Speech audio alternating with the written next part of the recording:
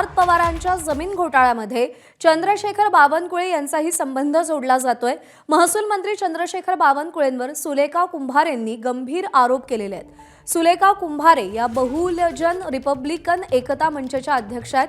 कामठी नगर परिषद निवडणुकीतील गैरप्रकारांनाही बावनकुळेच जबाबदार असल्याचं सुद्धा कुंभारे यांचं म्हणणं आहे। महसूल मंत्री चंद्रशेखर बावनकुळेंनी राजीनामा द्यावा अशी त्यांची मागणी आहे। बहुजन रिपब्लिकन एकता मंच 15 वर्षांपासून महायुतीचा घटक होता। नगर परिषद निवडणुकीदरम्यान बहुजन रिपब्लिकन एकता मंच महायुती बाहेर झाला आणि यापुढे भाजपसोबत कधीच युती करणार नाही असं कुंभारेंनी म्हटलंय।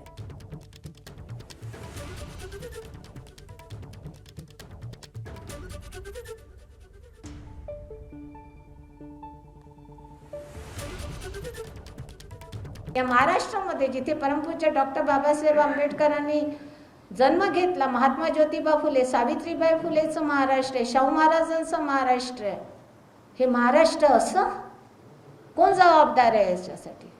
सत्ताधारी लोक जबाबदार। आणि म्हणून या ठिकाणी जे काही घडलेलं आहे कामठीमध्ये त्याकरिता सर्वस्व चंद्रशेखर बावनकुळे आमचे आमदार, महसूल मंत्री महाराष्ट्राचे यांचा मी राजीनामा या ठिकाणी मागत आहे।